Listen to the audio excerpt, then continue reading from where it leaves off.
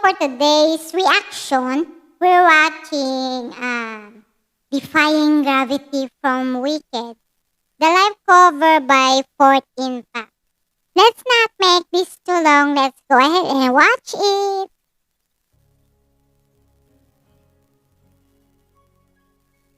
Tagal na rin tayo hindi nakapanood sa Fourth Impact. Namiss ko sila, sa totoo lang. Yeah, oo nga. Yun yan din sasabihin ko. It's been a while since we last watched Fourth Impact. Wow! Nasa Hollywood sila? Totoo ba yan? O screen? I don't know. Parang, feeling ko nandyan naman sila. Wow! Defying Gravity. Big song to. Big song. Big song. Pang ano yan? May tawag Si doon. Almira. Hello, Almira. Si Almira. Hi. Namiss ko sila. Parang di sila tumatanda. Nga. Maylene, hello. Para naman nakikita ka, no? Si Maylene na. Kasi. Even before until now, super stable and so good. Like, live na live talaga. Live ba talaga? Oo, live yan. Mga Pinoy, mga Pinoy. Nagjo-joke lang ako kasi kaya ako sinabing live na live talaga, as in, live naman talaga. Ang ganda ng niya, boses nila. Parang recording, pero live yan. Wow. Wow. Okay, yung sasabihin ko lang yung dress nila. So nice. And the harmonization on point. Sige, papapiliin kita sa dress nila. Maiba naman tayo. Mamaya na sa vocals. Dress muna. Gusto ko yung suot ni Irene.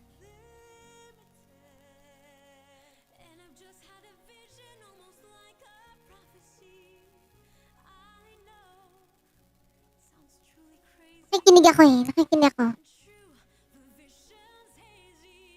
Selena. Parang sila mga Disney princess. Yes. Ayan, no? Selena's eyes, so intense. Super nice. Maganda naman lahat ng dress nila. Ayan, harmonization. Wow. Sabay-sabay talaga. Super solid. Wow. Nasa tuktok sila, no? Alam mo ba, napakaganda ng pwesto nila. Napakaganda ng spot nila. Ako yung naloloka sa taas nila.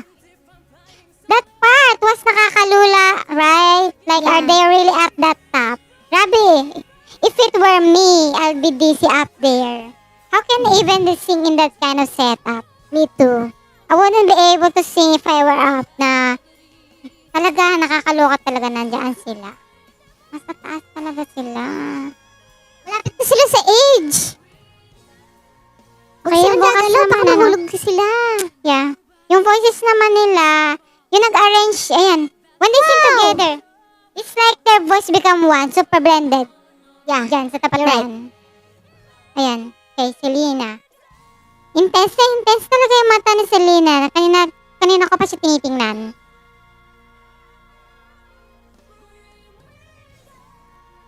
Wow. Perfect. Nakaka-goosebumps. Kaya, ayan, sige. Hindi pa tapos. Ayan pa. May pasabog pa hanggang sa huli. Wow. Key change! Yeah, key change. Asa ka sa tinga ng boses mo? ako. Key change! Siyempre nakakamaga kasi. Oo. Nag-key change. Ikaw ba naman mag-key change? Hindi ka mabibigla. Wow. Sige, manood muna tayo. Produced by? Who produced? Arranged by? Maylene! Oh, wow. Si Maylene. Okay. Arranged by Maylene of Fourth Impact. Okay. Video what else? Pinakikilala. Recorded behind. Oh, si Lina. Directed. Wow, galing naman. Dreamers and Prettier. Okay, sige mga kudos sa mga videographer, nag-mix and masters by, ayan, di na natin nabasa, pero nandiyan naman yan. Ini-edit ni Selena uli. si Rina, nag-e-edit Yeah. siya. What's your thoughts about? Okay yung final thoughts natin. Ikaw na mauna, susunod ako. Ang masasabi ko, mga vampira ba sila? Vampira. Hindi sila tumatanda. Parang sa tagal ko lang hindi sila napanood. Parang hindi nagbago yung face nila. Ang galing nila. Tapos, ang nabago lang yung boses nila, lalong gumanda.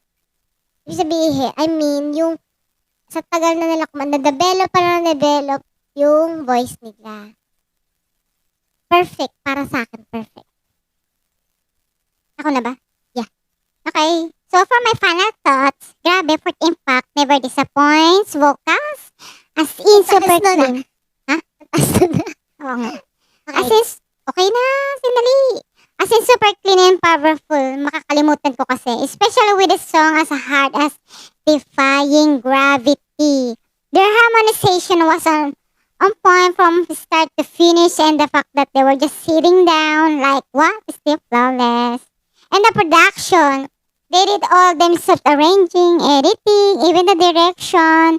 And super handsome and super impressive. You can really see how talented and hard working they are. So for my rating, I give this a solid 10 out of 10. Deserve na deserve. Amazing performance. And excited na ako makita. Me too. Manood ulit Bibigyan ko ah. sila ng rate. Talagang 10. Mm-mm.